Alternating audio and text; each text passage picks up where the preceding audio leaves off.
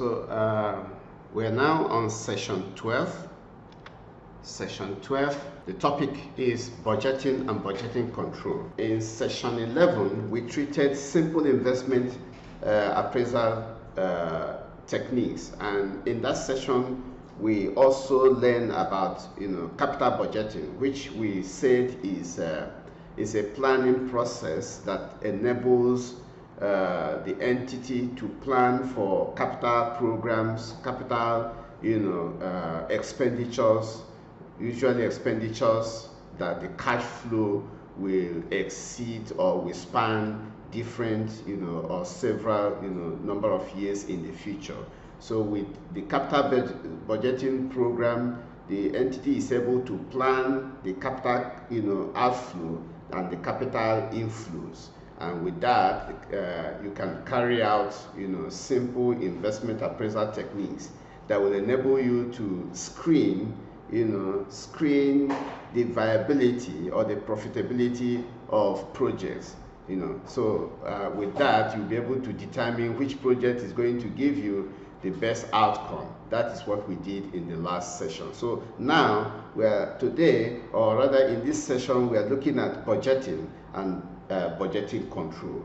Budgeting generally, we are looking at planning, because an entity should at any point in time be able to plan or have a financial estimate that enables the company to plan itself and lay a platform for accountability of whatever it is doing. And that's what budgeting is, this session is going to take us into. Now, at the end of this session, the learning outcome is that students, one, should be able to illustrate the concept of budgeting. They should be able to explain the essentials of cash budgeting. They should also be able to enumerate the essentials of capital, essentials of budgetary control improvement techniques. And then lastly, they should be able to explain planning, programming, the programming and budgetary system. They should be able to explain planning, programming, and budgetary system. So that's what we're going to look at in session 12. So budgeting, like I said, encompasses the systems of, budgetary control encompasses the systems of budgeting, standard costing, and other control techniques that ultimately aim to position the organization to achieve its objective. What are we saying? Every organization sets out to achieve one or two objectives.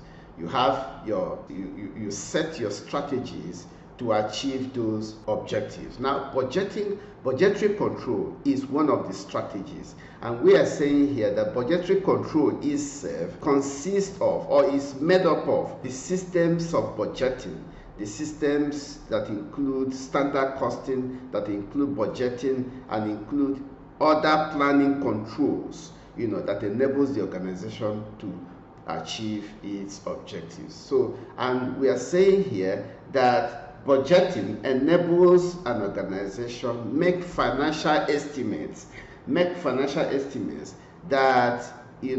makes that organization to be accountable in the process of achieving its objectives. So with this, we can define budget as the quantitative and financial plan of the operations of an organization or an individual.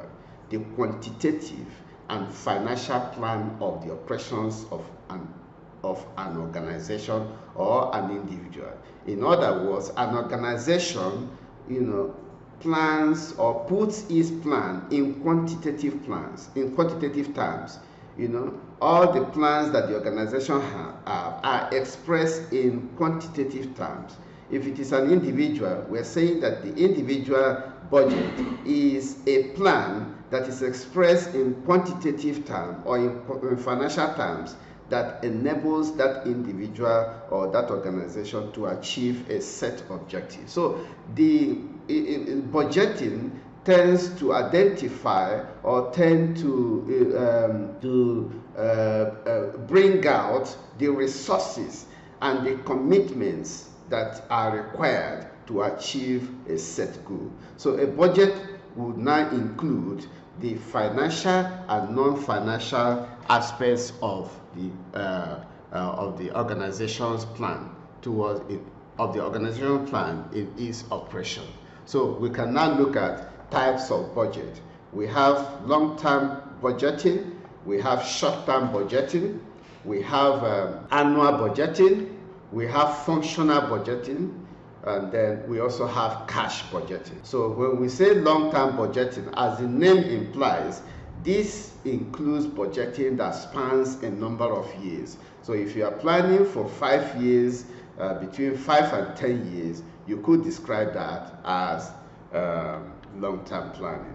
If you are planning for just 1 year, we are talking about 1 year plan, which is an annual plan. If you are planning for a short time period, now your definition of short term may be 1 year, your definition of short term may be 2-3 years. It all depends, because in some organizations, as big as they are, a period of 5 years may be seen as short term, while in some organizations, maybe because they are small, periods of 5 years may be seen as long term. So essentially, what would define a short term or a long term or annual is a function of the size of the organization, or a function of the definition that that organization will give it. So that's that. We look at functional budgets as well, and these are budgets that are developed for the various units, for the various functions. If we say functional organization, admin budget, sales budget, accounts budget, factory budget, all these things are functional areas of the organization. And when you develop budgets in terms of these functions or in terms of these departments, we regard them as functional budgets. So cash budget is a budget that summarizes the cash flow, of the operations of the organization.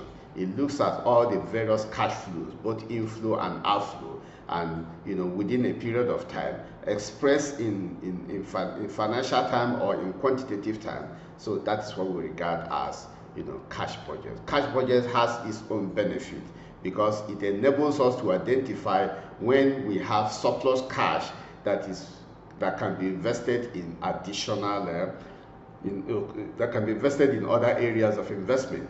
Now, it also enables us to know when we are going to have cash deficit, so that we can plan ahead. For example, if you have a cash flow for year 2021 as of January, it will enable you to know that you may have a cash deficit in August. Right from January, you could see that you may have a cash deficit in August, and you can start to plan how to make up for that cash deficit, or how to invest that cash surplus, as the case may be. So these are some of the benefits we see in cash budgeting. Now, there are processes of preparing cash budget. For example, you need to know your sales, you need to know your expenses, you need to know when you are collecting your customers' debt, you need to know when you are going to raise capital, whether you are going to raise share capital, you are going to raise capital through debenture. You need to know your obligations, your interest obligations, your dividend obligations, and things like that. So you need to know all that. When you have all these, it enables you to prepare for your cash budget. You need to know your outflows, when the timing of your cash flows, and all these are put together in the cash budget. So we have master budget, we have principal budget factors. Principal budget factor is looking at the limiting factor or the key budget factor. That very factor that will influence the realization of the objective of that budget is a limiting factor, is a budget factor. We regard it as a key budget factor, which at any time in your planning, you just have to make sure that you identify that. For example, now issues of staffing may also be a key budget factor. Issues of materials, scarcity of materials, issues of scarcity of financials, or maybe scarcity of cash and things like that. You have to, in your budget preparation, you have to identify what that key budget factor is, and you work towards that. Because in the absence of that, with failure to identify a budget factor and failure to take care of it, will actually mitigate or limit your success, in that very exercise. So we look at issues of forecasting in budget. Forecasting in budget is making estimates and predictions about when certain events will take place, when certain events in terms of cash inflow, in terms of cash outflow, in terms of obligations, in terms of sales and all that. So you make forecasting in budgeting, and they are all estimates that you make. So let's now look at objective of budgeting. Objectives of budgeting. One is that it assists us in planning the annual operations. It helps in coordinating the activities of the various departments in the organization. It helps in communicating the plans and intentions of the organization to the various responsibility centers and managers, to the various line managers and things like that. It helps to motivate staffs. It helps to motivate staff to strive to achieve target. It also helps for controlling. It's a control mechanism. You use budget as a control mechanism to be able to achieve some objective. You also use it for evaluation of performance, because at the end of the day, the budget is matched with the actual for us to know the performance level. So we have things like a budget committee. This is a very important committee that is responsible for planning and putting the budget together. They set the timing, they set all the strategies, the various meetings that is held with various departments.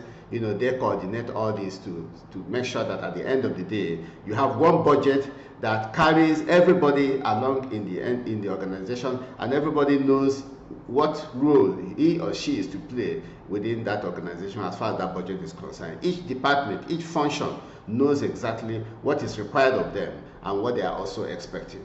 So that's the responsibility of the budget committee. The budget manual is the document that shows us everything about the manual. The manual is a guide, to all the departmental heads as regards to the budget for that year, as regards to the intention of management that year, as regards to what management intends to achieve in that year on the year of review. So we look at what do we actually mean by budgetary control? What do we actually mean by that? Budgetary control is a whole system of control established in organization to plan the activities of the organization and take steps to achieve set plans. It is a whole system. At the beginning, we said that budgetary control encompasses the system of budgeting, the system of standard costing, the system of forecasting, and what have you. It's a whole lot of system. It's a system that takes into consideration all the activities of the various departments, towards achieving the plans of the organization. So it's a control system that begins with the determination of standards, and then formulating budgets, and then comparing or evaluating the performance of these budgets, and all that. By the time you are evaluating it, we bring out issues of variances to be able to discuss what led to the non-performance of a particular budget unit. So that's that. Then we look at issues of fixed budgeting and flexible budgeting. These are types of budgeting, or types. Another method of budgeting. Fixed budgeting is a method where the budget is developed, for a certain level of activity at a certain level of activity. So if we have a set level of activity, if that set level of activity is, say, for example, we want to produce 100,000 grams of product, that's a fixed budget, and the budgeting is now set towards achieving that. All the estimates and all the plans and everything is aimed at achieving that set level of activity. Flexible budget, on the other side, is is a system that is developed for different levels of activity, not necessarily a particular or fixed level of activity. So that makes the difference between fixed and flexible budgeting. So you could always, in flexible budgeting, you could always make adjustments to the original budget as as events unfold, or as the budget activities are being carried on. So we have zero budgeting. Zero budgeting is a system of budgeting for the activities of the enterprise, as if the organization is being performed for the first time. We are saying in zero budgeting that we are not making reference to any previous budget. We are not making reference to any set standard. We are just assuming that this budget is a new budget. We are going to do everything afresh. All the expenses are going to be estimated afresh. All the forecasts for income are going to be done afresh. We are not using any base. We are not using any figure as a base, for making any estimate. So that's zero budgeting. In other budgeting, we also look at the advantages of zero budgeting. It removes a lot of inefficiency and obsolescence in the system. It has a psychological impetus on employees to avoid wasteful exercises, and things like that. It provides a budgeting and planning control mechanism for management that enables them to respond to changes in the business environment. A whole lot of advantages that we could see there. We also have incremental budgeting as another method of budgeting. This is looking at a system of improving on what has already been done. For example, if we are looking at the budget of last year and we are saying, oh, we want to make a 20% improvement over last year's budget, that is an example of incremental budgeting. All right, so we have also activity-based budgeting. Activity-based budgeting. In this system, you are looking at managing costs by controlling activities that drive that cost. Is activity-based. You are looking at cost. You are looking at how to manage costs by managing the cost that is associated with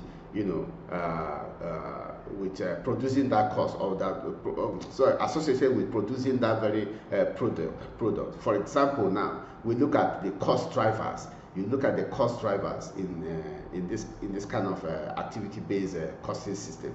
You look at cost drivers, which may be your machine hours or the number of purchase orders, and what have you. So it is that cost drivers that you use in controlling the various costs that is associated with that production, that planned production. So that's that. We also have periodic and continuous budget. We also have planning, programming, and budgetary system, and all these things. There are different stages that you meet for each of them, which we can get in details in our course material. So with that, we have come to the end of session 12, and it's been an interesting session. We are looking at budgetary controls. What we have done here is that we have looked at budgeting and budgetary controls. We have looked at the different methods of budgeting. We have looked at different types of budgets, and we have looked at what budgetary control system is all about. We have looked at the objectives and the advantages that is associated with budgetary control system. So with this, we have come to the end of session 12. Thank you for listening.